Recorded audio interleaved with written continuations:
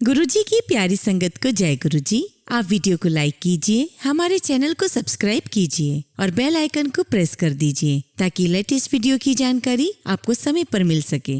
जय गुरुजी। हमारे प्यारे और शिव रूपी परम पिता गुरुजी के चरण कमलों में शत शत प्रणाम और गुरुजी की डिवाइन संगत को जय गुरुजी।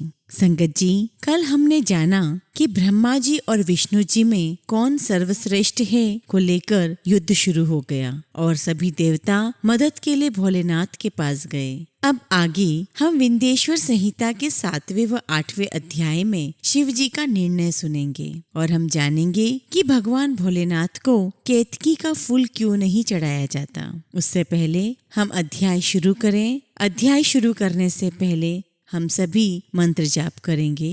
ओम नमः शिवाय। शिव जी सदा सहाय। ओम नमः शिवाय। गुरु जी सदा सहाय। 7वां अध्याय शिव निर्णय। महादेव जी बोले, पुत्रों, मैं जानता हूँ कि तुम ब्रह्मा और विष्णु के परस्पर युद्ध से बहुत दुखी हो। तुम डरो मत, मैं अपने गणों के साथ तुम्हारे साथ चलता हूँ। तब भगवान शिव अपनी नंदी पर आरूढ़ हो देवताओं सहित युद्ध स्थल की ओर चल दिए। वहाँ छिपकर वे ब्रह्मा जी और विष्णु जी के युद्ध को देखने लगे। उन्हें जब यह ज्ञात हुआ कि वे दोनों एक दूसरे को मारने की इच्छा से माहेश्वर और पाशुपात अस्त्रों का प्रयोग करने जा रहे हैं, तो वे युद्ध को शांत करने के लिए महाअग्नि के तुल्य एक स्तंभ रूप में ब्रह्मा और विष्णु के मध्य खड़े हो गए। महाअग्नि के प्रकट होते ही दोनों के अस्त्र स्वयं ही शांत हो गए। अस्त्रों को शांत होते देखकर ब्रह्मा जी और विष्णु जी दोनों कहने लगे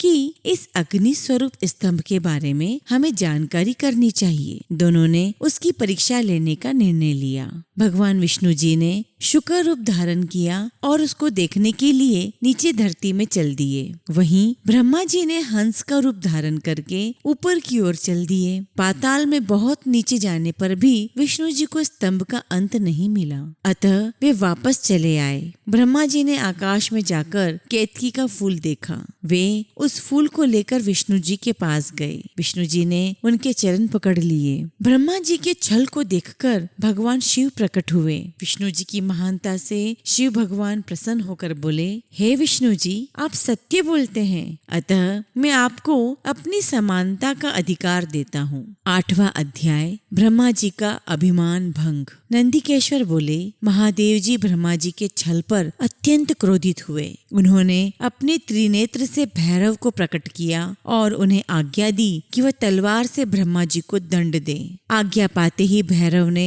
ब्रह्मा जी के बाल पकड़ लिए और उनका 5वां सिर काट दिया। ब्रह्मा जी डर के मारे कांपने लगे। उन्होंने भैरव के चरण पकड़ लिए तथा क्षमा मांगने लगे। इसे देखकर श्री विष्णु जी ने भगवान शिव जी से प्रार्थना की कि आपकी कृपा से ही ब्रह्मा जी को 5वां सिर मिला था, अतः आप इन्हें क्षमा करें। तब शिव जी की आज्ञा पाकर ब्रह्मा जी को भैरव ने छोड़ दिया। शिव जी ने कहा, तुमने प्रतिष्ठा और ईश्वर तत्व को दिखाने के लिए छल किया है, इसलिए मैं तुम्हें शाप देता हूँ कि तुम सत्कार, स्थान व उत्सव से विहीन रहोगे। ब्रह्मा जी को अपनी गलती का पछतावा हो चुका था। उन्होंने भगवान शिव के चरण पकड़कर क्षमा मांगी और निवेदन किया कि वे उनका 5वां सिर पुनः प्रदान करें। महादेव जी ने कहा, जगत की स्थिति को बिगाड़ने से बचाने के लिए पापी को दंड देना आवश्यक है ताकि लोक मर्यादा बनी रहे।